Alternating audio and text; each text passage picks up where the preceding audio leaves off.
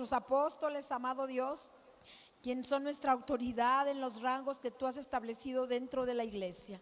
Así que Dios amado, hoy hemos entendido tu grande amor, tu gran bondad y tu gran misericordia. Y hoy pasamos a depositar nuestras ofrendas, nuestros diezmos, nuestras primicias, nuestros pactos y todo aquello que nace en el corazón. Un dador alegre al cual dice tu palabra que tú bendices. Hoy bendícenos a todos porque hoy venimos a dar con alegría de corazón en el nombre que sobre todo nombre, Jesucristo. Puede pasar y depositarle lo que usted haya dispuesto en su corazón, traerle al Señor esta tarde.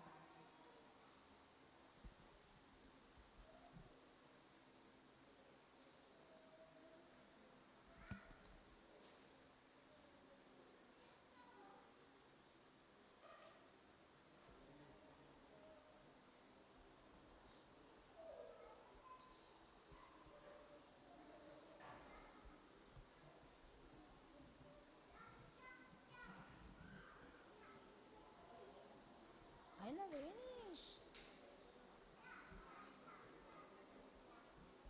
Gracias al Señor, aleluya. Alabado sea su nombre.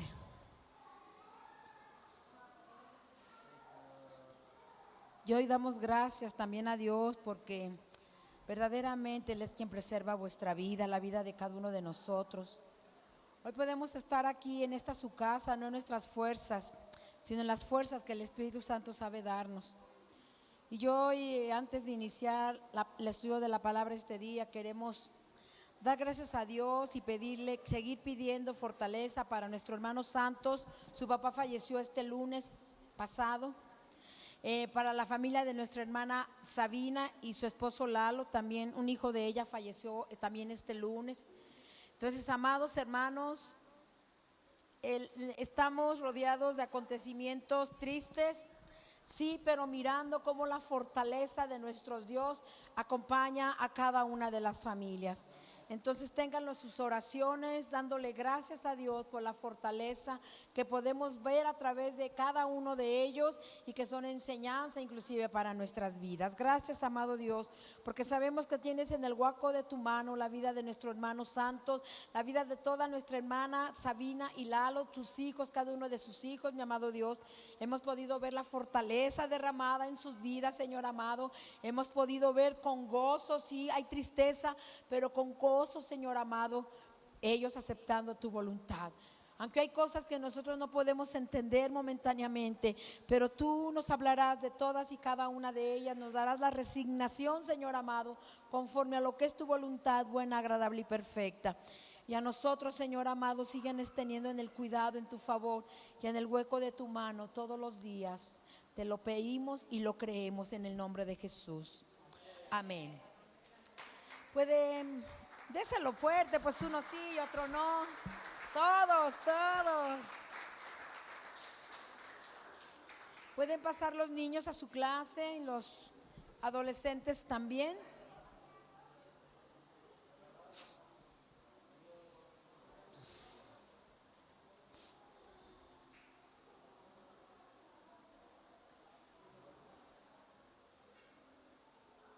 Gloria al Señor Jesús. Vamos a introducirnos esta tarde en la palabra del Señor. Le he orado mucho al Señor estos días para que me pueda hacer la transmisora idónea para esta palabra que yo creo que necesitamos escuchar, como toda la palabra del Señor. Pero esta palabra es por demás, amada iglesia, ¿qué le puedo decir? Traerá reposo a nuestra vida, traerá descanso, que es lo que yo siento que necesitamos en este tiempo y todos los tiempos. El tiempo futuro, es verdad, es muy incierto. Se oye por aquí, se oye por allá, se oye de todos lados, pero la única certeza que puede haber en nuestra vida es lo que Dios habla en su palabra acerca aún de estos tiempos finales. Y si tú y yo no estamos en ese reposo, si tú y yo no estamos salvaguardados por la palabra de Dios, créeme que con mucha tristeza te diré que será el horror para muchos de nosotros no entender que no hay como el descanso en el Señor. Sí, y Él es nuestra guarda, Él es nuestra ayuda, Él es nuestro proveedor, Él es nuestro dador, su bondad es tan grande, la palabra es tan extensa al hablar de toda la naturaleza de nuestro Padre. Así que sean bienvenidos todos los hijos del mismo Padre Celestial. ¿Y qué cree? Y de la misma Madre, que es la gracia. Aleluya.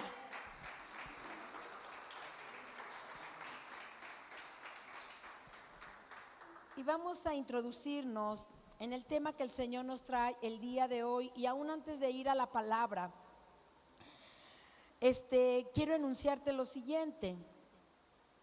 Nosotros hemos hablado aquí de santidad en varias ocasiones en este último tiempo. Te hemos dado el significado de lo que significa la santidad. Sí, es una palabra que está tanto en el Antiguo Testamento como en el Nuevo Testamento. En el Antiguo Testamento el origen de esta palabra hebrea de santidad es kadosh. Sí, y en el Nuevo Testamento el significado hebreo, que es la palabra ageos, sí, que también significa apartados. Eso es lo que significa santidad. Apartados, ¿sí? Para sobresalir, ¿sí? Entonces, ¿qué es lo que el Señor quiere hablarnos esta tarde? Mire, amada iglesia, afuera en nuestros días que estamos viviendo, nos enfrentamos a un mundo que vive aterrado, que vive preocupado, que vive inclusive en depresión, ¿sí? Y lo que el Señor quiere hablarnos esta tarde acerca del concepto de santidad es que nosotros estamos apartados, ¿sí? Para vivir tranquilos, confiados, serenos en Cristo Jesús. Y eso es la manera como nosotros vamos a sobresalir, apartados, sobresaliendo, enfocándonos en este tiempo a lo que el mundo está viviendo. Si lo ha visto usted, que hay caos, hay confusión, hay mucha incertidumbre, la gente vaga en su mente y en el alma y en el espíritu, porque son las tres que están ligados de una manera particular. Pero el Señor también ha visto con tristeza que gran parte de la iglesia vive de esa misma manera, aterrado, confuso, en depresión. Y el Señor dice: no, hijos míos, no los he llamado a vivir como el mundo está viviendo actualmente. Ustedes están apartados, ¿sí?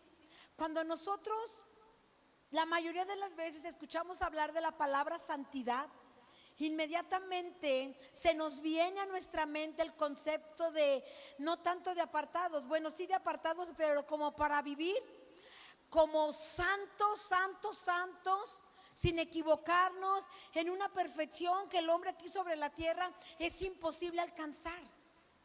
Esta tarde el Señor no nos quiere hablar en ese concepto de la santidad, sino del apartado, del kadosh. Le voy a poner un ejemplo práctico para que me entienda. No sé si a usted le pase que en su casa o en casa de alguno que usted conozca, de repente tienen apartadas, tienen una vajilla o un tazón o algo, ¿verdad? Algo, refirámonos a algo, un parte de mobiliario de nuestra casa, que decimos, esto está apartado, se usa solo para eventos especiales, ¿sí?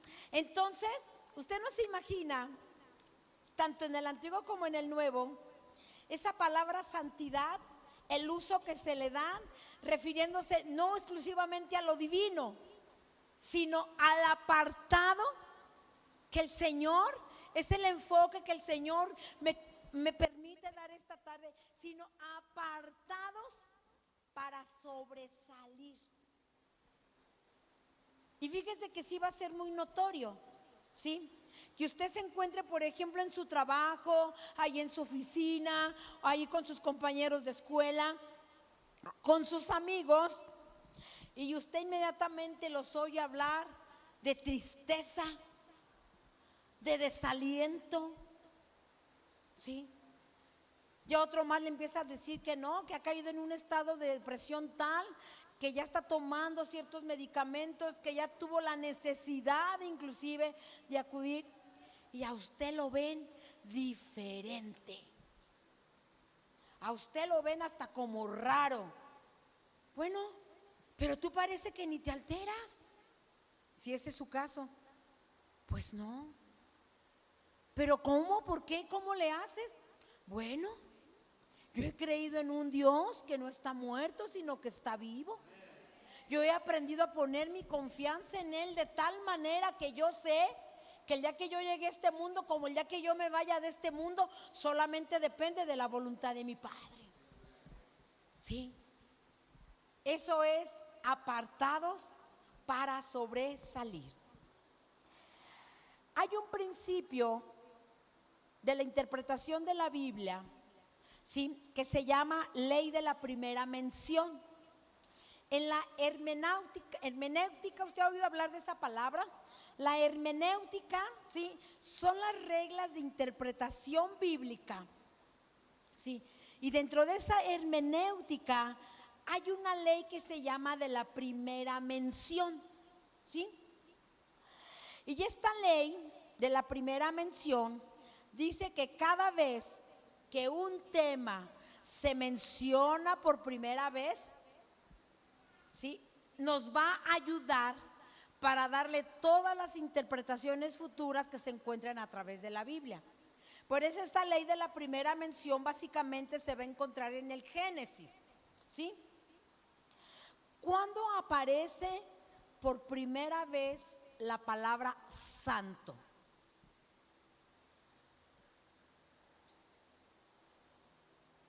No se preocupe, no se angustie, le voy a decir dónde. Se encuentra en el libro del Génesis, vamos para ahí por favor, en su capítulo 2.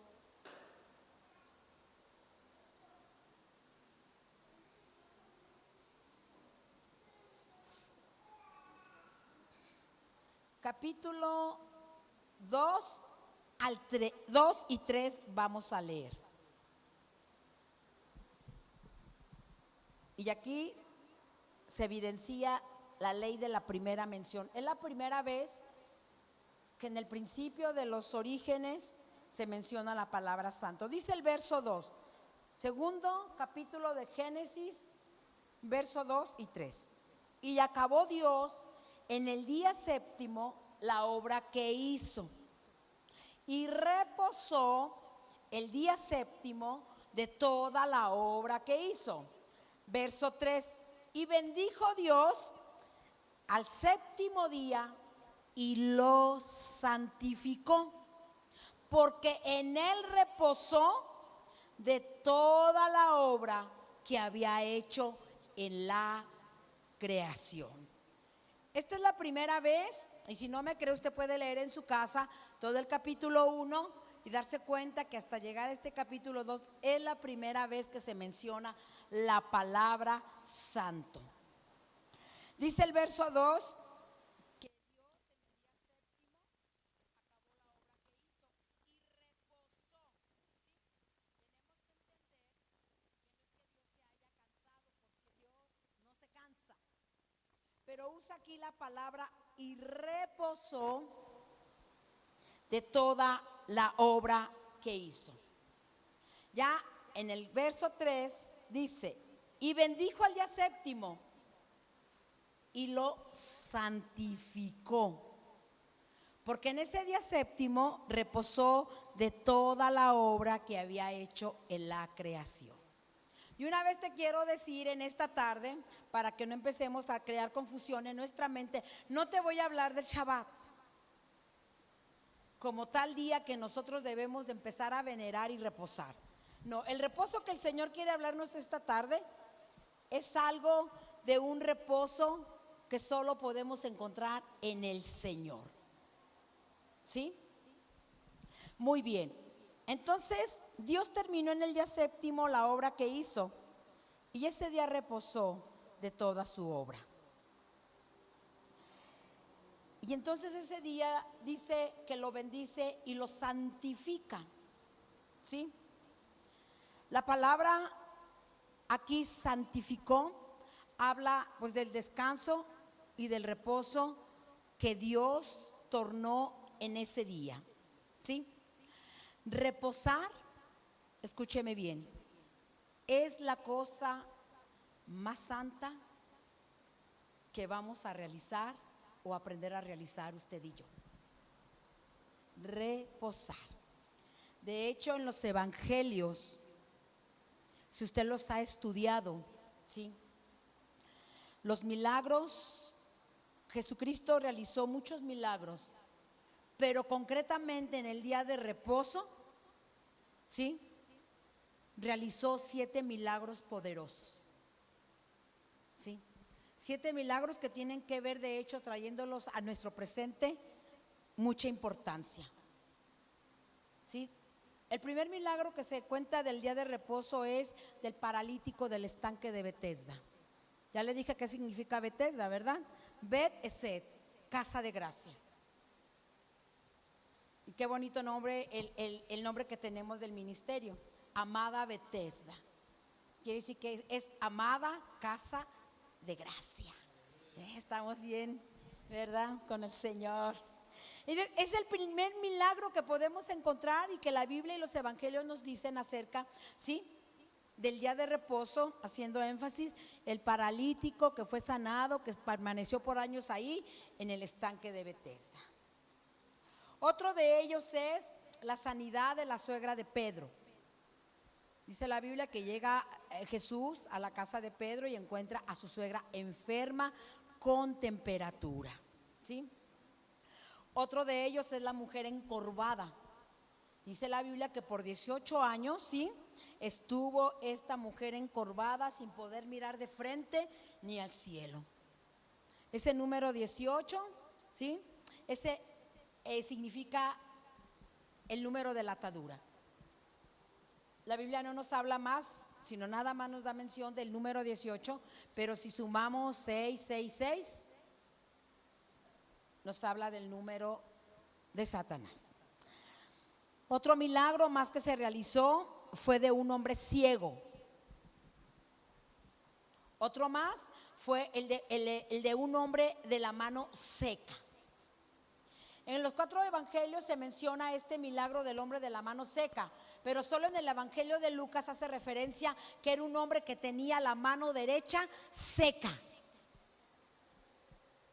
¿Sí? Bueno, todos estos milagros que yo te acabo de mencionar, que Jesucristo hizo en el día de reposo, tienen que ver mucho con las vidas espirituales de cada uno de nosotros, ¿sí? Nosotros tuvieron que levantarnos porque probablemente estábamos paralíticos espiritualmente por años, por años. Vinieron a sanar nuestras enfermedades como a la suegra de Pedro. Muchos de nosotros nos mantuvimos encorvados, ¿sí?, durante muchos años, y fue necesario que vinieran en el día de reposo. Por eso te quise dar mencionarte estos, porque tienen que ver con lo que el Señor nos va a hablar esta tarde. Aún el hombre de la mano seca, que fue la mano derecha, es la mano de la autoridad, la mano que bendice, la mano que da. ¿Sí? Muchos de nosotros tuvo Jesucristo, ¿sí?, venir a sanarnos aún de nuestra mano seca, porque no bendecíamos, no teníamos autoridad, no dábamos, o probablemente aún todavía necesiten ser sanados. Bien, entonces, hablando de estos 7 milagros que Jesucristo realizó en el día de reposo, ¿sí?, puedo yo aseverarte algo esta tarde: el reposo trae el favor de Dios a nuestras vidas, ¿sí? Ya hay en Génesis, acompáñenme ahí más adelante, en el capítulo 6, verso 8.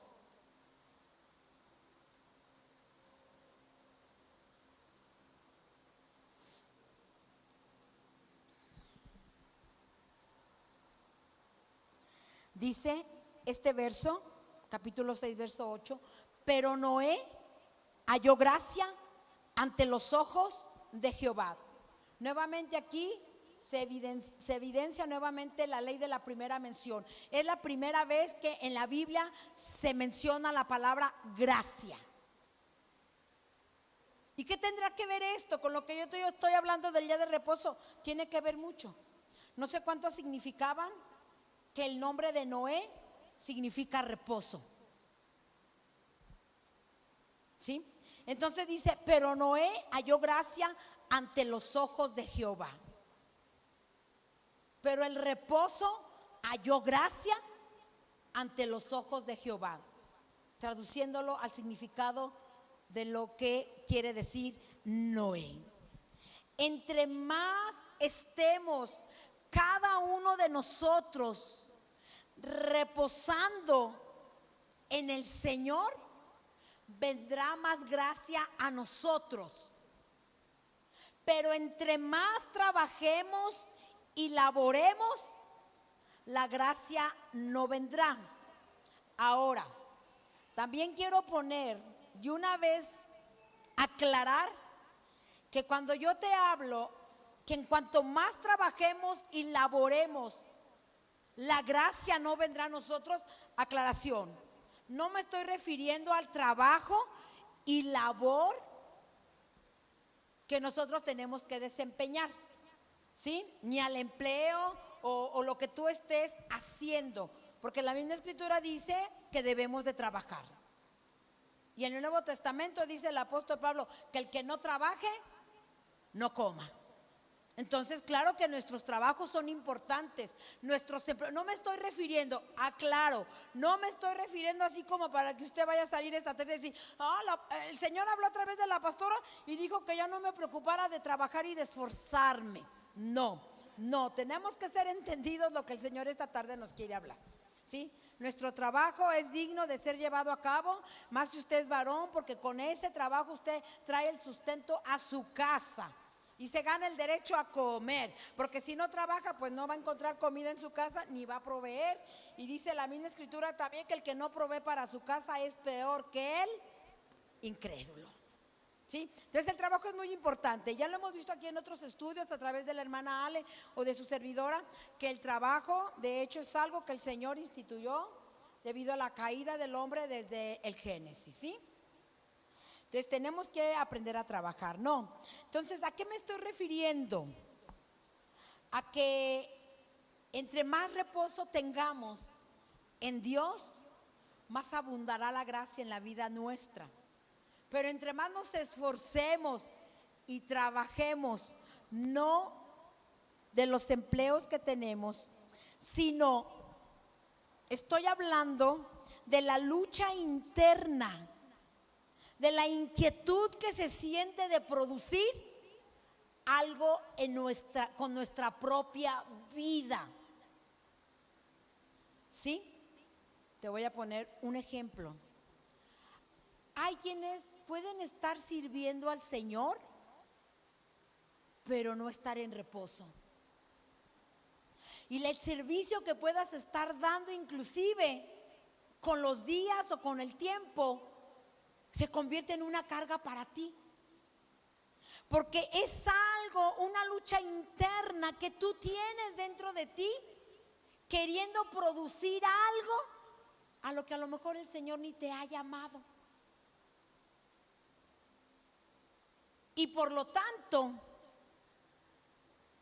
ese tipo de trabajo o labor o esfuerzo que estamos haciendo, pero que no nos está produciendo reposo o un descanso en el Señor,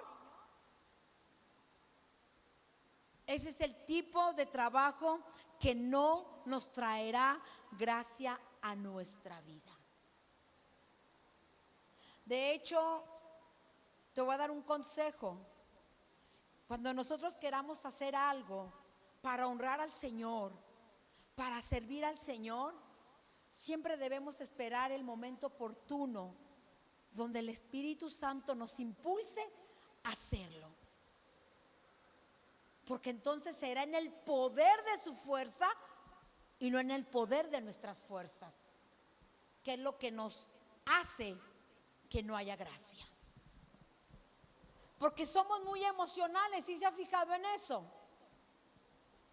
Y cuando menos se acuerda, en su emoción, usted se propone ayudar a alguien. Y como no fue algo que vino en el poder de la fuerza de Dios, ¿qué cree?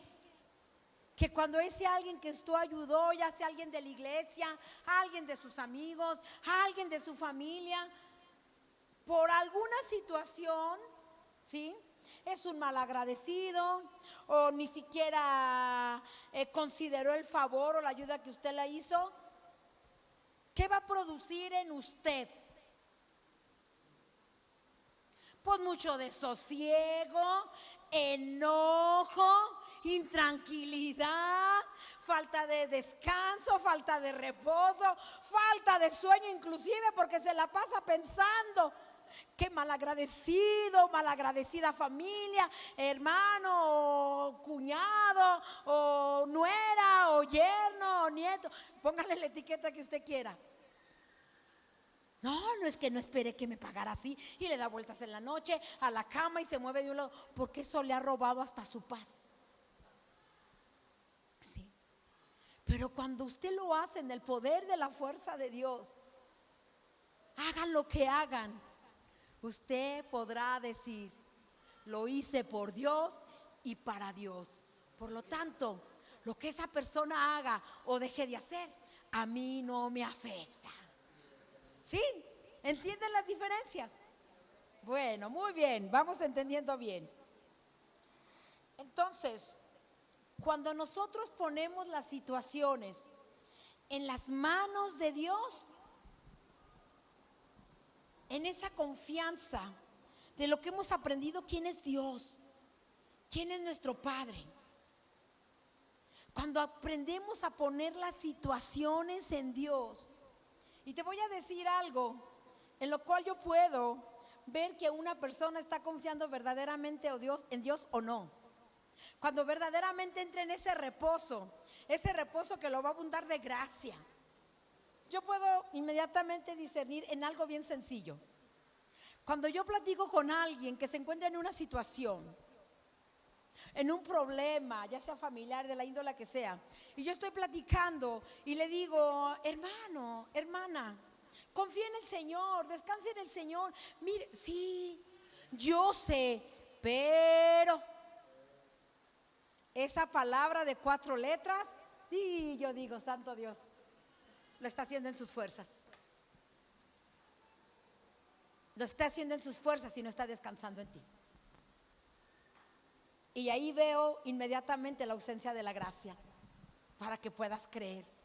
Esa pequeña palabra de 4 letras, tú no sabes el abismo que hay entre el cielo y la tierra. Pero sí, yo sé, pastora, yo lo he leído en la Biblia, de hecho tuve un estudio de eso. ¿Pero qué, hermano? ¿Pero qué, papá? ¿Pero qué, mamá?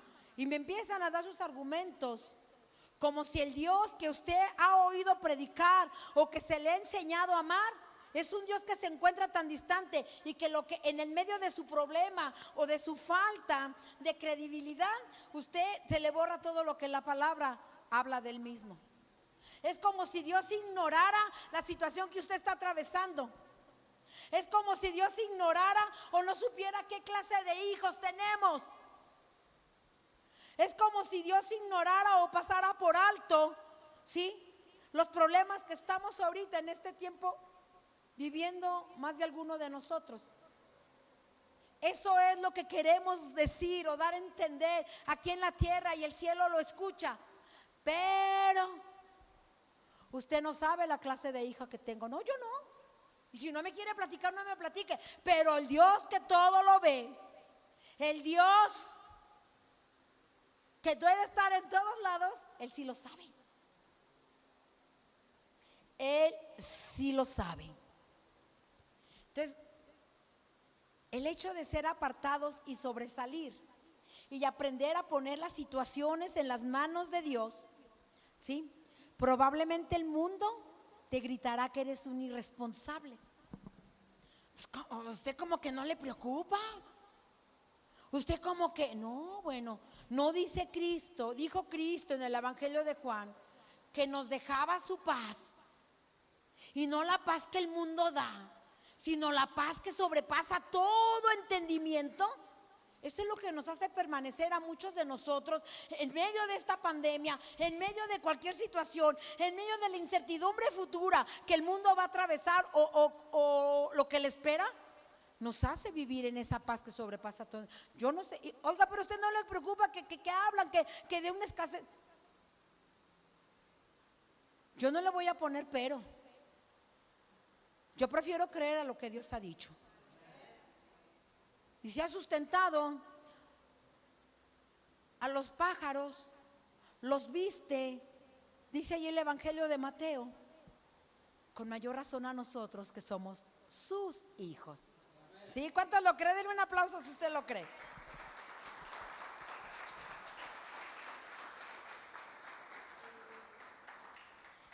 Entonces el mundo gritará que eres un irresponsable. El diablo te gritará que eres un holgazán, que no eres digno de confiar. Pero si sueltas la situación, Dios se encarga. Si sueltas tu situación, Dios la toma. Pero si cada uno de nosotros toma la situación, Dios la suelta. Dios la suelta. Si tú agarras lo que Dios quiere tomar, Dios lo va a soltar. Si tú intentas defenderte, Dios no te defenderá. Y hay quienes hasta luego decimos, cómo quisiera dejar de ser cristiano por unos minutos para poder decir y poder golpear a todos aquellos. Sí, lo hemos pensado, no me diga que no. Quisiéramos por un breve momento que el Señor, sí, pero no va a suceder así. Si nosotros tomamos, Dios soltará. Pero si nosotros soltamos, Dios tomará. No intentemos defendernos de nada ni de nadie. Permitamos que sea Dios quien nos defienda. ¿Sí? Porque cuando eso sucede, eso demuestra que tú quieres ayudarte a ti mismo. Y Dios no podrá ayudarnos, ¿sí?, en aquello que queramos hacer por nosotros mismos.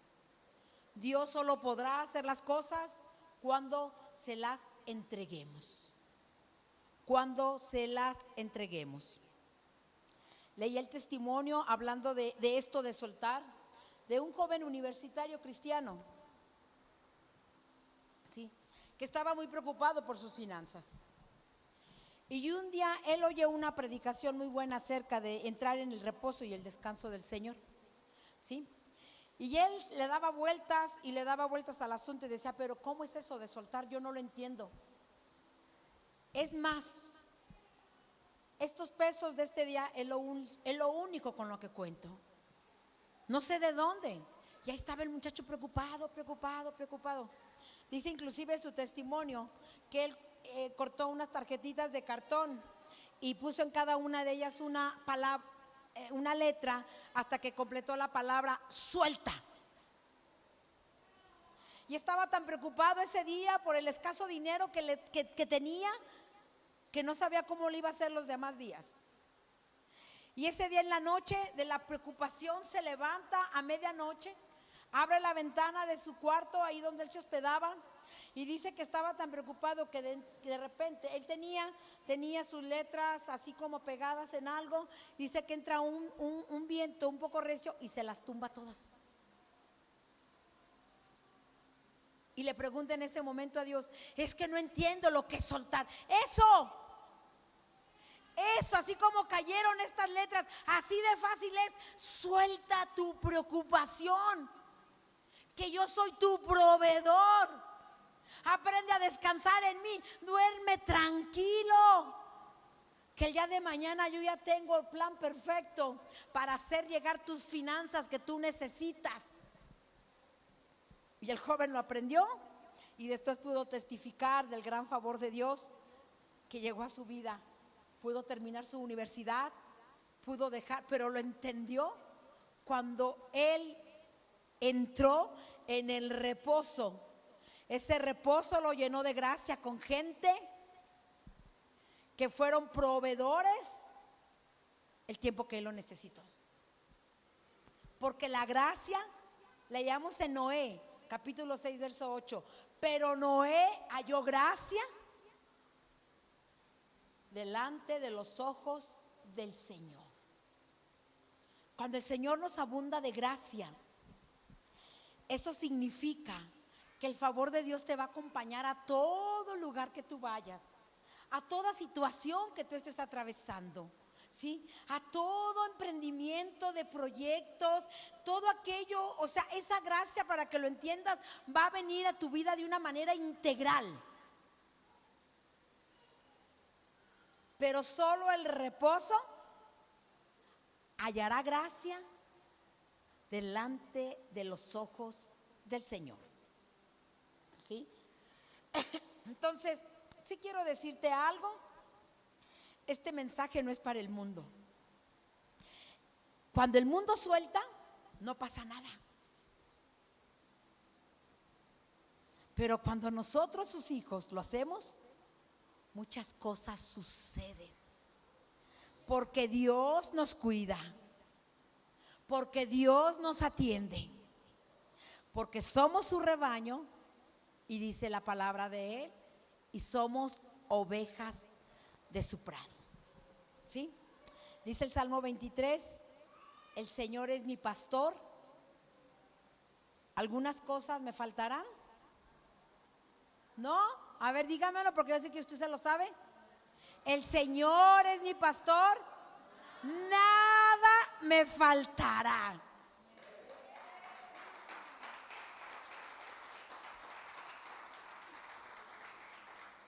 ¿Y por qué nada nos faltará? Déjame decirte por qué. Porque ¿de quién es la responsabilidad de buscar los verdes pastos? ¿De quién?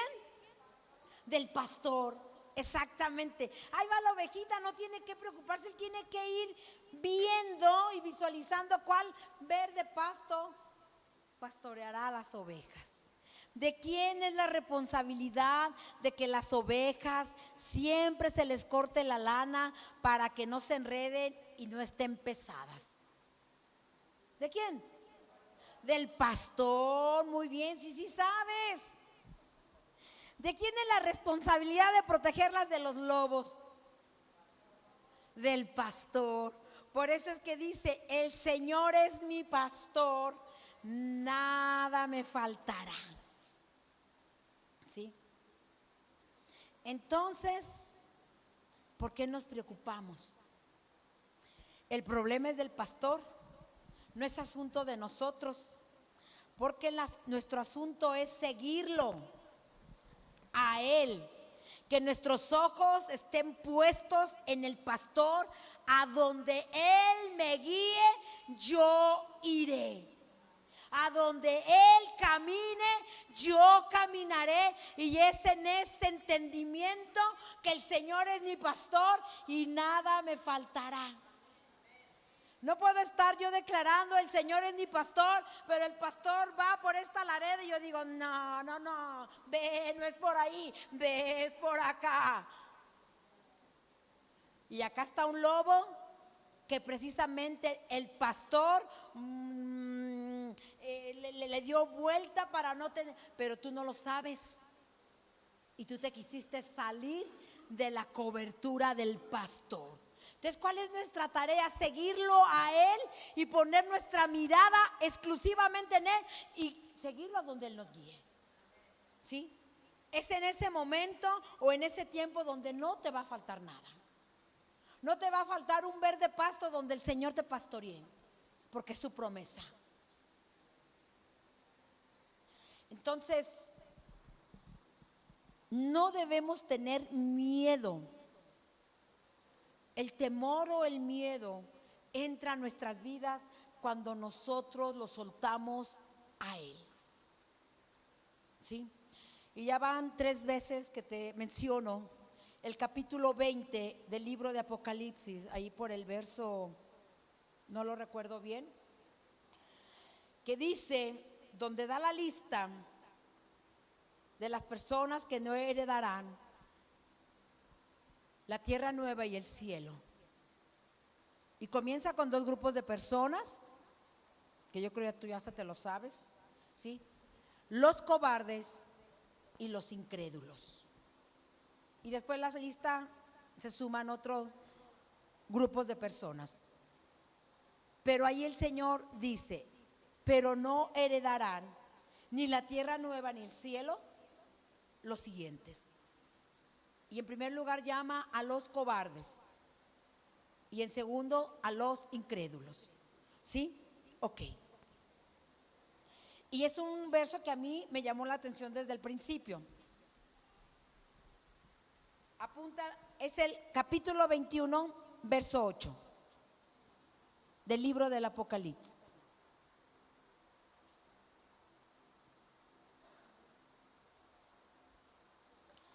Bien, ¿sabías tú que en la Biblia la palabra no temas se encuentra 365 veces?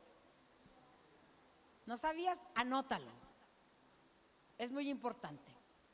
Lo cual a mí me habla que cada día del año el Señor tiene palabra para decirnos, no temas. No temas. 1 de enero, 1 de febrero, 2 de agosto. Llevamos todo lo largo de este año y todos los años que hemos vivido sobre la tierra, que el Señor cada día tiene una palabra para decirnos, no temas. No temas. ¿Pero qué cree? El pueblo de Dios tiene temor. No digo que todos, pero en el pueblo de Dios hay temor. Entonces, cuando hay temor, cuando hay miedo, sí, y te has preguntado, ¿pero por qué? ¿Pero por qué si leo la Biblia? ¿Pero por qué si el Señor me dice que no tema ni desmaye, que Él es mi Dios? ¿Sí? Porque probablemente tú tomaste lo que el Señor quería tomar. Tú hiciste tan propio tuyo la situación que estás atravesando, la enfermedad que estás padeciendo, ese hijo que tienes en rebeldía en casa, lo tomas tan propio tuyo sin darle lugar a lo que la palabra de Dios te da en sus promesas, lo que el Señor habla acerca de lo que va a hacer. Y si el Señor cada día de nuestra vida dice, no temas, no temas, es que no debemos de temer. Un día vi una escena donde está un hombre sentado en un avión, el avión va volando, y está una pequeña como de 6 años sentada junto a él.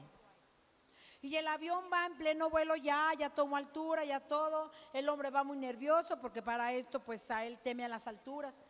Y ve que la niña brincotea, va sola la niña.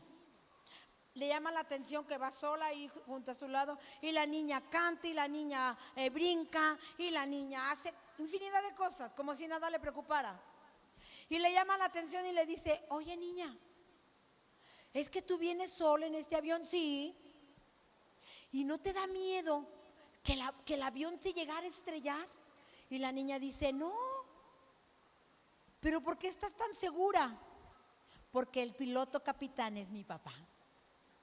Por eso tengo la plena seguridad de que ni el avión se va a caer, ni el avión se va a estrellar y nada malo me sucederá. ¿Cómo hay que tener inclusive, amada iglesia, y tómalo si quieres a título personal, tenemos que convertirnos en corazones de niños, en corazones que no contienden con Dios, que no dudan de que si papá lo dijo, así va a ser. Que si mi papá me dice que yo no me preocupe, es verdad, ¿por qué me voy a preocupar? Si mi papá es el héroe, mi papá es el campeón, mi papá lleva el timón de todo este barco, de toda esta casa, ¿de qué me debe preocupar? Y usted puede ver a un niño cómo duerme plácidamente. Nada le preocupa. Nada le atormenta. Salvo que luego que llueve, que los truenos, pues hay niños que se llegan a inquietar y corren rápido. Pero ¿a dónde corren? ¿Verdad que sí? Ahora, cuando nosotros como pastores, o mi hija Ali y su esposo, que también ya fungen como copastores, y ella no me va a dejar mentir ahorita que sus niños son pequeños, cuando ellos se asustan, hermana Ale, ¿acaso te gritará Natán: pastora Ale, venga a socorrerme, venga a auxiliarme, pastor Johnny? No. ¿Qué cree que hará mi nieto Natán, que es el más grandecito? O Eliet, que también ya tiene mucho pleno de conciencia. Mami, papi, ayúdame. O corren así a su cuarto de ellos y se paran a un ladito de ellos. Mamá, tengo miedo. Papá, tengo miedo. ¿Y qué hará mi hija o mi yerno? Yo espero que no hagan lo contrario de lo que le voy a decir. Chamaco, vete a tu cama. No, se recorren. Acuéstate aquí conmigo, no tengas miedo. Sienten aquella protección, sienten como cuando el Señor dice que con sus plumas nos cubre, y cuando estamos debajo de esas alas, ¿qué temor pueden sentir? Ahí está el niño dormido, y aunque vuelva a tronar 1 y 3 veces, estoy en los brazos de mamá, estoy en los brazos de papá, nada me dará miedo. ¿Sí? Entonces, ¿cuántos de nosotros tenemos que adoptar esta tarde un corazón o volvernos como niños y creer que sin lugar a dudas todo lo que Dios dice acerca de lo que va a hacer con nosotros, de lo que nos va a dar, de cómo nos protege, es una realidad que se lleva a cabo con nosotros? Tenemos que aprender a creerle a Dios, amada iglesia, porque hay 2 grupos de personas, pero dentro de ese grupo de personas a veces muchos de nosotros podemos estar ocupando los 2 grupos de personas. Podemos estar teniendo cobardía, temor, miedo, y podemos estar viviendo en incredulidad. Eso es terrible. Eso es terrible. Sí. Ahora no me dejarás tampoco mentir. Los matrimonios. Dime tú, mujer, o dime tú, varón. El varón con sus gritos, con su voz bien envalentonada, fuerte, que quiere hacer cimbrar la casa. Dime cuánto has podido tú cambiar con eso. O las mujeres con sus gruñidos. Ya te dije. Que se dé cuenta que estoy enojada, Dime cuánto has podido cambiar con esas situaciones.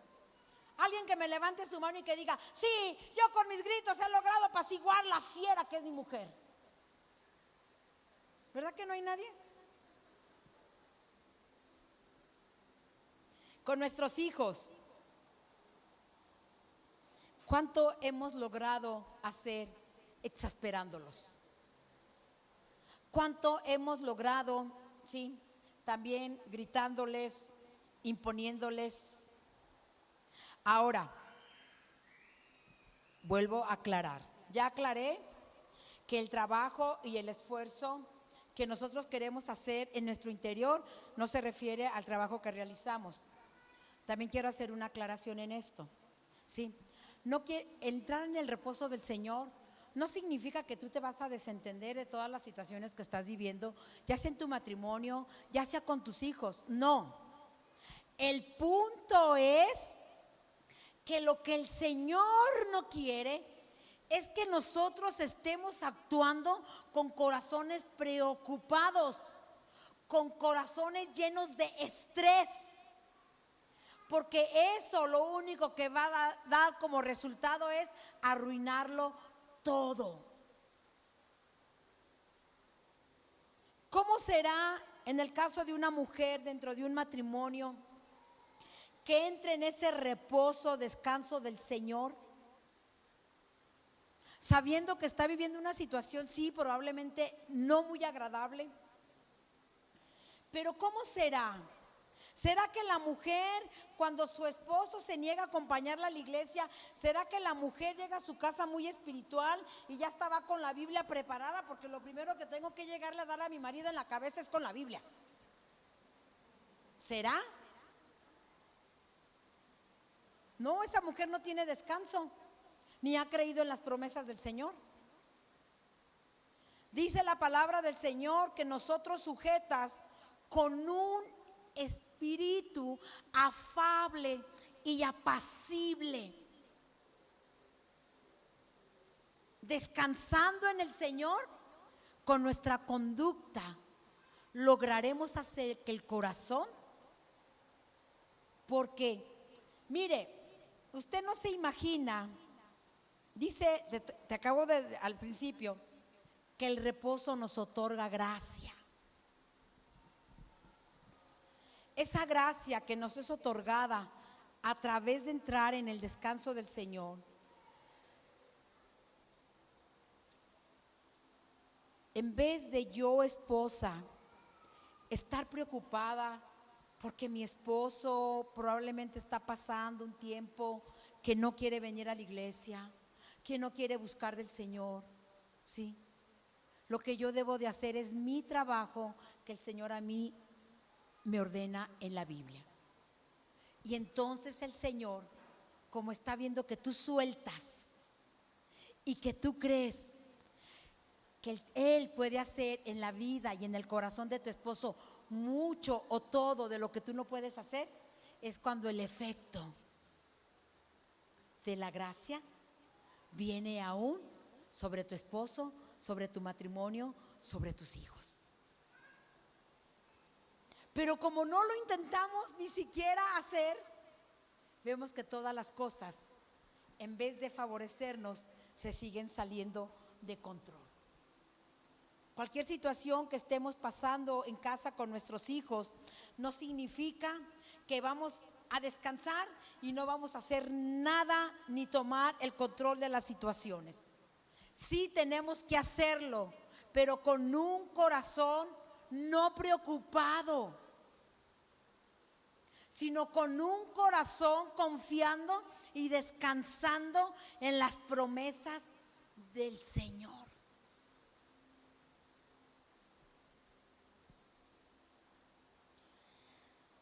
Dios quiere que reposemos en el camino a nuestra meta.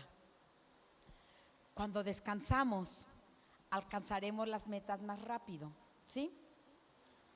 Le voy a explicar la única labor que el cristiano tiene que hacer para entrar en ese reposo. Acompáñeme por favor la carta a los Hebreos,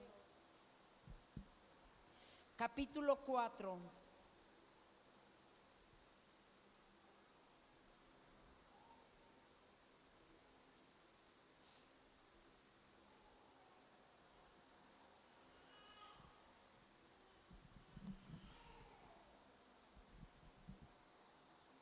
Capítulo 4, verso 9.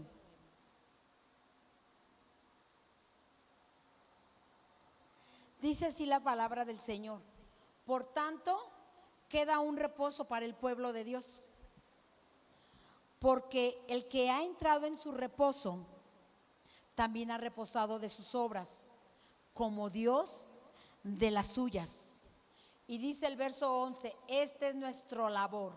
Procuremos pues entrar en aquel reposo, para que ninguno caiga en semejante ejemplo de desobediencia.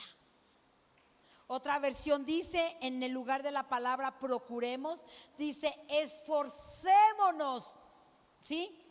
Para pues entrar en aquel reposo, para que ninguno caiga en semejante ejemplo de desobediencia. Entonces aquí, esta es nuestra labor que a nosotros nos corresponde hacer, ¿sí? Y probablemente digas tú, bueno, pero ¿cómo podemos entrar en ese reposo? Hay muchas cosas que hacer. Cambiar pañales, hacer la comida, cosas que atender, tareas que realizar. Sí, y es verdad. Por eso te digo que tenemos que irnos muy afilados esta tarde y entender lo que verdaderamente el Señor está hablando a nuestro espíritu por medio del Espíritu Santo. Entrar en ese reposo no significa porque no me vaya a echar de todo, vaya a venir su marido, vaya a venir su mujer a decirme, pues mi esposo desde que llegó ayer de la iglesia no se ha querido parar del sillón. ¿O entendió mal lo que significa el reposo? No, no vamos a dejar las cosas que estamos haciendo. Pero ¿sabes cuál es la diferencia? Que también es una diferencia abismal entre como el cielo y el infierno. Es que todas las acciones que realicemos las vamos a realizar descansando en el Señor. ¿Sí? Hay gente que puede estar realizando la comida aún para su familia y puede estar cansada haciéndolo, renegando, quejándose. ¿Sí? Porque no lo está haciendo en el reposo. Aún para cambiar los pañales de un bebé, que vaya, que sí, los que hemos tenido hijos sabemos que los primeros 6 meses o el primer año es cansado. ¿Sí? Hay que seguirlo haciendo. No puedes sentarte tú en tu silla y decir, ay, pues a ver ahora quién irá a venir a cambiar al niño. Pero luego hay actitudes que estás tan cansado que estás cambiando hasta el bebé de mal humor. Y como si el bebé entendiera, porque como que es tu manera de sacar tu frustración o como ya tu impaciencia, ay, eres bien cagón. Eres, bueno niño, te acabo de cambiar y otra vez. Ay, a ver ahora quién te va a venir a cambiar. Ya estás con tu ira, ¿sí o no? Sí, sí, porque así hemos sido todos. Porque probablemente no habíamos escuchado esto del reposo. Y ahora te toca a ti, marido. Yo ya lo cambié 3 veces. Ahora te tocan tus 3 veces. Cuando lo hacemos en el reposo del Señor, hasta te vas a pelear con tu esposo. Vas a decir, no, déjame a mí cambiarlo. Me encanta. Es un privilegio porque estoy atendiendo a un hijo, una hija del rey. No me quites mi bendición, esposo, vete para allá. ¿Será? Sí, es que así debería de ser. Así debería de ser. Y no cuidar a nuestros hijos por obligación. Cuando lo sentimos una obligación o se convierte en pesadez, no hemos entendido, ¿sí?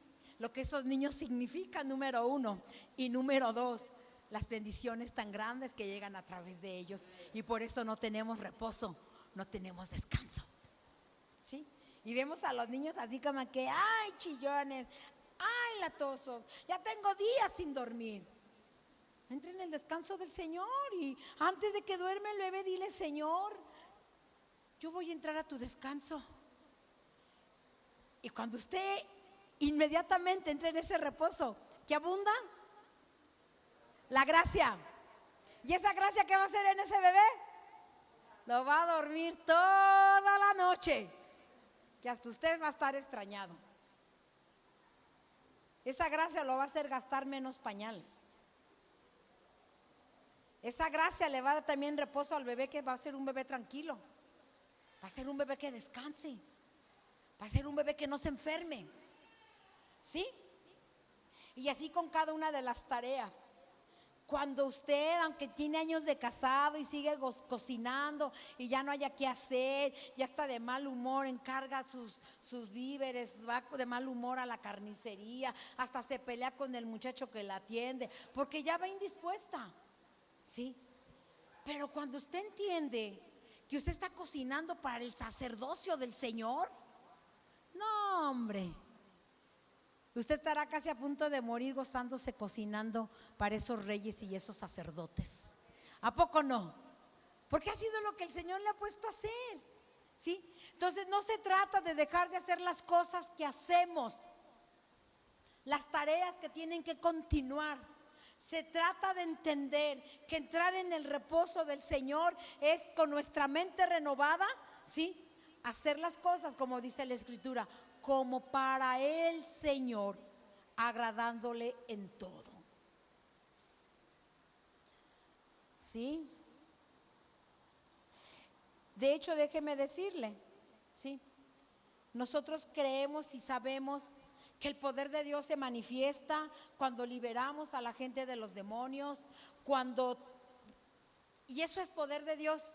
Pero déjeme decirle algo, el poder de Dios se manifiesta más cuando usted a través de su testimonio personal puede tener una muy buena actitud cuando cambia los pañales, cuando cocina, en su trabajo, que deja de estar criticando o murmurando del jefe pesado que tiene. Lo aprende a ver de otra manera, porque como sirve para el Señor, usted aprende a amar hasta a este jefe que es latoso todos los días. Usted aprende con gracia, esa gracia que abunda en usted. Usted aprende a verle con los ojos del Señor. Usted ya le prepara con gusto su café aunque no se lo pida. Usted ya basta, jefe, ¿qué más se le ofrece? Esto, lo otro. Sí, con gusto. De esa manera se hace también manifiesto el poder de Dios. Y nosotros hemos creído que el poder de Dios solo se hace cuando logramos libertad, cuando hay sanidades. Todo eso es parte del poder de Dios, pero también en las acciones que nosotros emprendemos con la buena actitud que se requiere. Entonces, esto es nuestra tarea, esto es nuestro deber, procurar entrar en ese reposo para que nadie siga el ejemplo de los que desobedecieron. Y como sé que muy pocos verdaderamente, o casi nadie, ha entendido o había entendido esto de entrar en este reposo, yo lo voy a retar que lo intente por toda esta semana. Haga la prueba y se va a sorprender, ¿sí? De lo que va a comenzar a suceder. Y acompáñenme de carta a los Efesios.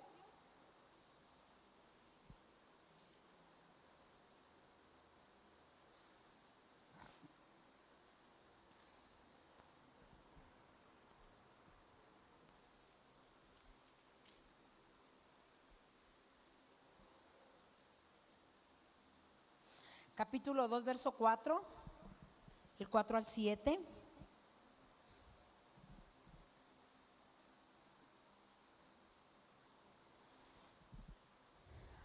Dice este verso: pero Dios, que es rico en misericordia, por su gran amor con que nos amó. Dice este verso que Dios es abundante. No menciona que en ira, que en la justicia, sino en su misericordia, ¿sí? Por su gran amor con que nos amó. Y sigue diciendo el verso 5: aun estando nosotros muertos en pecados, nos dio vida juntamente con Cristo. Por gracia sois salvos. Y juntamente con Él nos resucitó, y asimismo nos hizo sentar en los lugares celestiales con Cristo Jesús, para mostrar en los siglos venideros las abundantes riquezas de su gracia en su bondad para con nosotros en Cristo Jesús. ¿Sí? Entonces yo quiero hacerle una pregunta esta tarde: ¿dónde está sentado Cristo y dónde estamos sentados nosotros? ¿Dónde? En lugares celestiales, dice el verso 6, que juntamente con Cristo también nosotros resucitamos. Y asimismo nos hizo sentar en los lugares celestiales con Cristo Jesús. Pero no solo nos tiene ahí sentados, dice ¿para qué? Dice el verso 7, para mostrar en los siglos venideros. Quiere decir que hasta el presente de hoy y el futuro que está por venir, para mostrar, ¿sí?, las abundantes riquezas de su gracia en su bondad para con nosotros en Cristo Jesús. Esto quiere decir lo siguiente: una vez que el trabajo fue terminado, que nuestros pecados fueron purgados por Cristo Jesús en la cruz del Calvario, en ese momento, en el consumado es, el trabajo fue terminado. El trabajo de todas las obras presentes y las por venir. Por eso es que dice Hebreos que nos esforcemos, que procuremos pues entrar en ese reposo, porque ya todas las obras fueron terminadas, aún la de los siglos venideros. Entonces, ¿dónde está sentado Jesús? En lugares celestiales. ¿Dónde estamos sentados cada uno de nosotros? En esos lugares celestiales. Muy bien. Entonces, ¿dónde estará el diablo sentado? Lejos. Lejos de nosotros. Está tan lejos. ¿Dónde se encuentra el problema o los problemas que nos preocupan hoy en día? Lejos, lejos de nosotros. Ahí mismo en Efesios, en el capítulo 1, verso 20. Desde el verso 19, habla de la supereminente grandeza de su poder para con nosotros los que creemos, según la operación del poder de su fuerza. Dice el verso 20, lo cual operó en Cristo, resucitándole de los muertos y sentándole a su diestra en los lugares celestiales, sobre todo principado y autoridad y poder y señorío, y sobre todo nombre que se nombra, no solo en este siglo, sino también en el venidero. Y sometió todas las cosas bajo sus pies, y lo dio por cabeza sobre todas las cosas a la iglesia, la cual es su cuerpo, la plenitud de todo, la plenitud de aquel que todo lo llena en todo. ¿Dónde pues está Jesús? Según estos versos que acabamos de leer, muy por encima de Satanás. ¿Dónde está Jesús? Muy por encima de cualquier problema que estemos atravesando. ¿Dónde está Jesús? Muy por encima de cualquier enfermedad que estemos padeciendo. ¿Dónde está Jesús? Muy por encima de toda maldición. Y dice aquí en el verso 21 que se le dio sobre todo principado y autoridad, sobre todo nombre que se nombra. Así que no hay ningún nombre sobre la tierra que sea superior al nombre de Jesús. Así que no hay coronavirus, no hay COVID-19 que pueda ser superior al poder que resucitó a Jesucristo de entre los muertos. Pero ahora, aplauden. Tráeme una silla, por favor. Y ahora viene la pregunta más importante. A prueba de si ya lo entendiste. ¿Dónde estás sentado tú?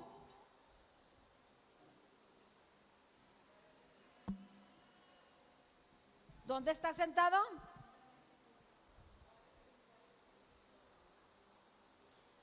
¿Sí lo creen o no? ¿Dónde estás sentado? Juntamente con Cristo Jesús. Te pregunté antes de esta pregunta, ¿y dónde está Jesús? Por encima de Satanás, por encima de todo problema, por encima de toda enfermedad, por encima de toda maldición. ¿Sabes cuál es la maravillosa revelación de esta tarde y el rema que tienes que llevarte a tu vida? Que en el mismo lugar donde está sentado Jesucristo, estamos sentados cada uno de nosotros.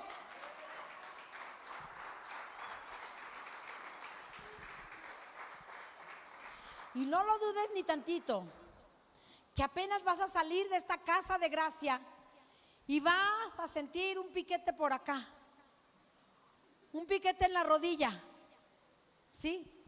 Y va a venir el diablo y te va a decir, ¿qué vas a hacer?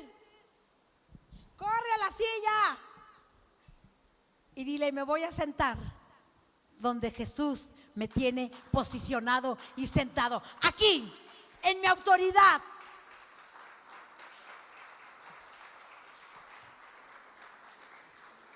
¿Sí? ¿Qué vas a hacer con cada situación que estás atravesando? ¿Qué vas a hacer con tu adolescente que está en casa? Y que por una cola hablas y de otra, ya estás estresado, ya estás cansado, ya hasta fuiste al psicólogo porque no hayas cómo resolver el problema. Te vas a sentar en la silla, literalmente, sí, en los lugares celestiales donde Cristo Jesús te ha posicionado. Ahí es tu lugar. Esto es lo que haré a partir de esta tarde. Esto es lo que haré, y cada vez que venga el enemigo a querer engañarme, a querer decirme, ya tienes cáncer, ya tienes diabetes, ay, espérame, yo me siento en mi silla y no me muevo de aquí, porque este es el lugar en el cual descansaré, en el cual me llenaré de gracia para seguir creyendo lo que Dios ha hablado a mi vida y seguirá hablando a ti. Sí. Entonces no hay nada que pueda yo hacer para solucionar ese problema. Lo único que tengo que hacer es procurar esforzarme, entrar en ese reposo. Y cuando lo logramos entender, las bendiciones fluirán, las victorias llegarán, las metas se cumplirán y las cosas buenas comenzarán a pasar en tu vida. Ponte de pie, por favor.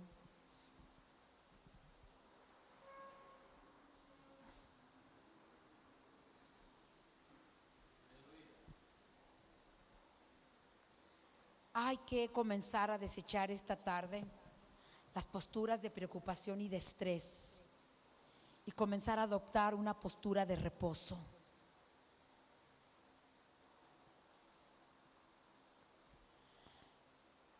Una postura de reposo. Ahí en la carta a los Hebreos, ya no vayas para allá, ahí en el capítulo 3, en su verso 12, ahí Dios define lo que es la palabra mal para Dios. Dice esa porción de la escritura que no tengamos un corazón malo, ¿sí? Que nos haga apartarnos del Dios vivo. Pero esta palabra que se emplea en ese verso 12 del capítulo 3 de Hebreos es la palabra griega poneros y tiene dos significados. El primero de ellos es muy interesante porque dice que la primera definición de esa palabra griega poneros significa lleno de temores, lleno de esfuerzos y lleno de molestias. Y la otra definición que da, sí habla acerca de un corazón malo de naturaleza o condición mala. Pero a mí me llamó la atención la primera definición. Dios define lo malo hablando de un corazón malo que nos lleve a apartarnos del Dios vivo. Es un corazón lleno de temores, lleno de esfuerzos y lleno de molestias.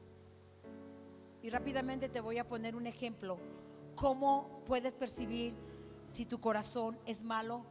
Con la definición número 1 de la palabra griega poneros: lleno de temores, lleno de esfuerzos, lleno de molestias. ¿Sabías tú que pudieses haber estado esta tarde aquí o cualquier otro día que nos congreguemos con un corazón malo? Puedes estar sentado en tu iglesia, aquí en tu silla, y puedes estar lleno de temores. Puedes estar lleno de esfuerzos y puedes estar lleno de molestias. Aquí sentado escuchando la palabra de Dios. ¿Cómo? ¿Sí? Puedes estar lleno de temores en cuanto a que, ay, cerré bien la puerta. No lo hablas. Ay, mi hijo no quiso venir. Ay, pero voy a poner mi mejor sonrisa para que no noten. Ay, el trabajo que estoy esperando, el contrato, ¿sí lo irán a firmar mañana? Ay, estoy llena de esfuerzos. Eso es un corazón malo, muy fácil de detectar. Y dice Hebreos que tengamos cuidado de no tener un corazón malo, un corazón lleno de temores, lleno de esfuerzos y lleno de molestias. Puedes estar aquí inclusive al lado de tu esposo o de tu esposa, lleno de molestia contra él o contra ella. Ay, por más que le dijo que se levante, esto lo piensas mentalmente. Llegamos tarde por su culpa. Ay, pero no me voy a contentar. Que sepa que estoy enojada. y Él te quiere agarrar la mano. Y tú estás aquí, pero con un corazón malo. Estás aquí dándole la vuelta a todo el asunto de tu malestar que traes en tu matrimonio. Puede estar tu esposo o tu esposa a tu lado, o no puede estarlo. Quizás esté a metros de distancia de ti, pero estás molesta, estás molesto, estás lleno de temores, porque no sabes si mañana que llegues a la empresa probablemente te den las gracias. Y estás lleno de temor porque no has creído en el Dios que es suficiente y que dice su palabra: la puerta que el hombre te cierre, Dios te la abrirá y nadie más la volverá a cerrar. Hoy el Señor nos habla de un reposo que tenemos que procurar con esfuerzo entrar en Él, porque es verdad, no es fácil. De hecho, al hablarte esta tarde de un corazón malo, dices: no, lo dice la Biblia. Hebreos capítulo 3, verso 12, lo buscas en tu casa. Perverso y engañoso es el corazón más que todas las cosas. Y puedes estarle dando vueltas y puedes encontrar la justificación que tú quieras a tus temores, a tus molestias y a tus esfuerzos. No, es que si yo no lo hago, nadie más lo hará. Una frase muy típica de nosotras las mujeres es que si yo no hago el quehacer en mi casa, nadie lo hace. Pues no lo hagas, Dios va a levantar a otra persona y lo va a hacer. Amada iglesia, le leíamos en la carta a los Efesios que Dios es grande en misericordia, y la misericordia de Dios quiere alcanzarnos esta tarde para aprender a entrar en ese reposo, en esa confianza, en eso soltarlo. Suéltalo que en esta tarde te ha preocupado, suéltalo para que Dios lo tome. Suelta tu situación matrimonial. No has podido hacer nada hasta el día de hoy, pero Dios lo hará. Dios es el Dios de lo imposible.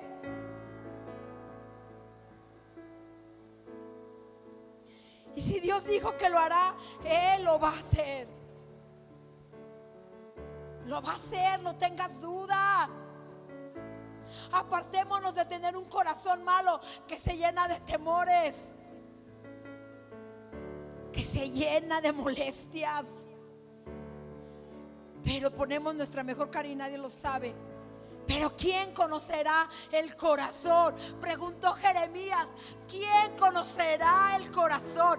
Y dijo Jehová: yo lo escudriño, yo lo conozco. Por eso una de las cosas que el Señor pide: hijo mío, dame tu corazón. Y si esta tarde tenemos que entregarle nuestro corazón a Dios, hermano, no te resistas.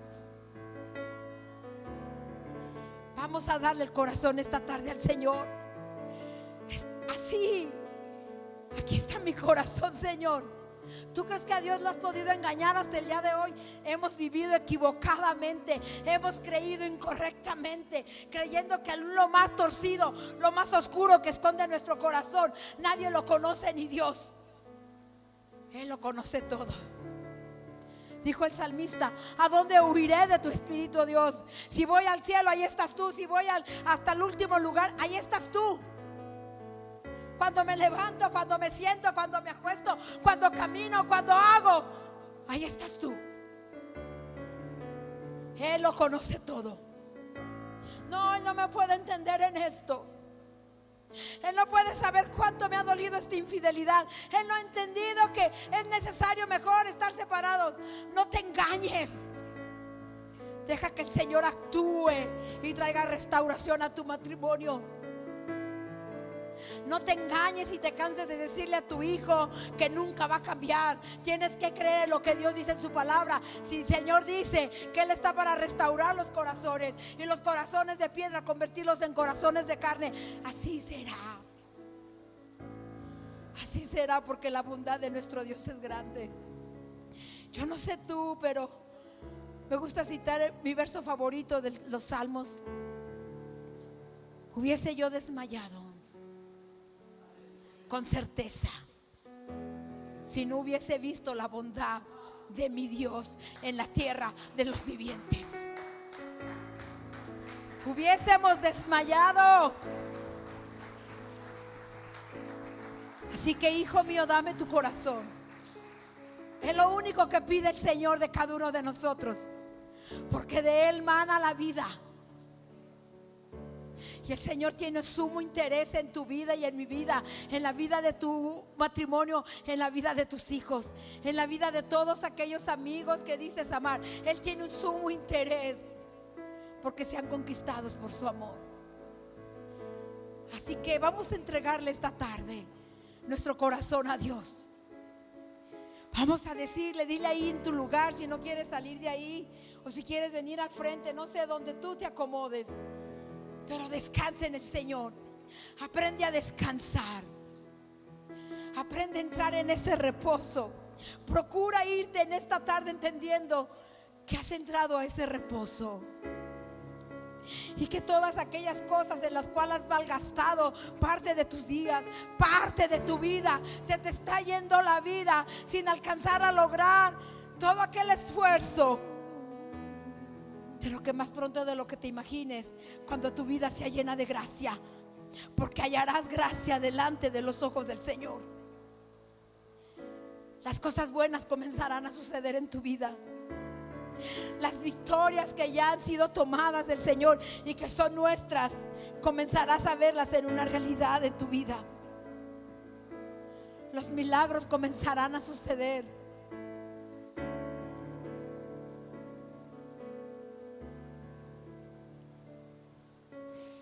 Aquí estamos, Señor, en esta hora. Yo sé que tu deseo y mi deseo como autoridad de esta iglesia es que esta iglesia haya podido entender tu palabra, y que esta tarde decidan entregarte su corazón. No es lo que yo creo, no es lo que ellos creen, lo que ellos piensan. Es lo que tú dices en tu palabra acerca de cada uno de nosotros. Es creer con autoridad que nadie me moverá del lugar donde me has hecho sentar juntamente con Cristo Jesús, y que me ha convertido en heredero para mostrar en el siglo venidero y en este presente toda la bondad de tus riquezas y de tu gracia. Aquí estamos esta tarde, Señor. Si has decidido entregarle tu corazón a Dios, sin reservas, sin recelos, levanta tu mano al cielo y el Señor pueda ver tu determinación esta tarde. Y ahí en tu lugar dile: aquí estoy, Padre, hazme entender esta palabra, que sea tu precioso Espíritu Santo quien ponga este rema en mi vida. Sé que muchos esta tarde aquí están desesperanzados, han llegado en sus últimas fuerzas, desfallecidos. Ya no queda ni una sola célula de tu ser para creer. Pero hoy esta tarde dice el Señor: puesto que me entregas tu corazón, hallarás gracia delante de mis ojos, y abundará esta gracia en tu vida todos los días, mientras tú permanezcas entregándome tu corazón, hijo mío, porque de él mana la vida. Aquí está tu casa, tu iglesia, casa de gracia, Señor. Nuestro nombre es profético, dando nuevos comienzos esta tarde a nuestras vidas, a nuestras familias, a nuestras decisiones, en el poderoso nombre de Cristo Jesús. Entra en ese reposo, entra en ese descanso. Ya todas las obras fueron terminadas, solo debemos descansar en ellas, haciendo todas las cosas como para el Señor. Aleluya. Tú superas lo que imaginé, tú superas lo que oí decir, tú superas todo, todo lo demás. Entrega tu corazón, Tú hijo, no te resistas. superas el poder y el amor que muchos presumen tener. Tú superas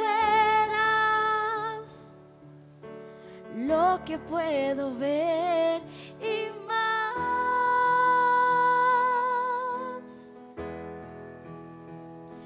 Tú superas mis sueños y mi realidad.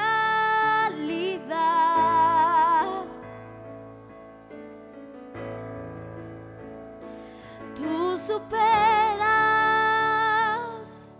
por mucho la belleza aquí.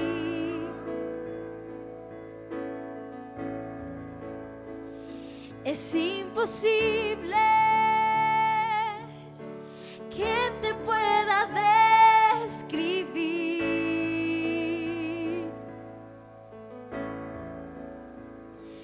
pero lo diré así: tú superas todo. Tú superas mis sueños y mi realidad.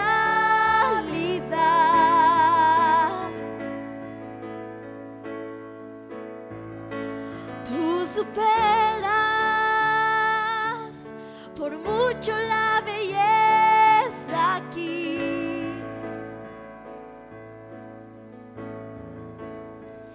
Es imposible que te pueda describir,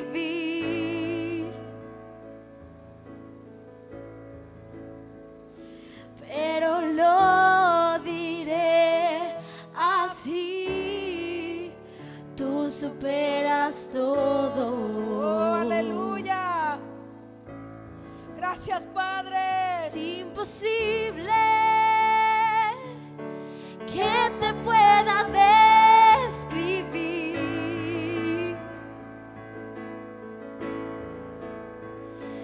pero lo diré así: tú superas todo.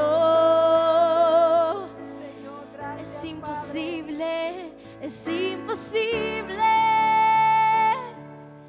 que te pueda describir,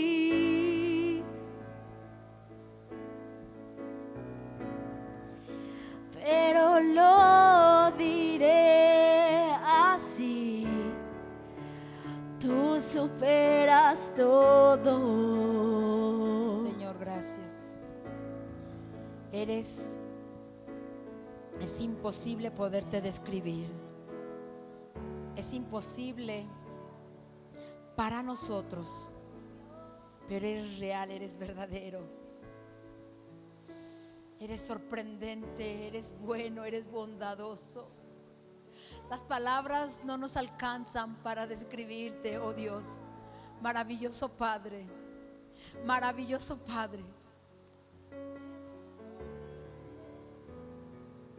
Y quizás, Padre, Madre, que estás aquí esta tarde y has escuchado la palabra del Señor. Si tú amas a tus hijos, no te podrás imaginar cuánto los ama Dios. Y que el Señor tiene un cuidado especial sobre sus vidas. Gracias, Señor, te damos en esta hora. Gracias por tu bendita y hermosa palabra. Gracias por tu gran misericordia, riqueza inagotable que podemos encontrar en nuestro descanso que eres tú, en nuestro reposo que eres tú. Procuraremos y nos esforzaremos para lograr entrar en ese reposo y reposar de todas las obras que ya han sido completadas y terminadas en el poderoso nombre de Cristo Jesús. Aleluya, Amén, amén y amén. Gracias a Dios. Dios los siga bendiciendo de manera abundante. Haga resplandecer su precioso rostro sobre cada uno de ustedes. Y la paz del Señor esté siempre, siempre con ustedes. Aleluya.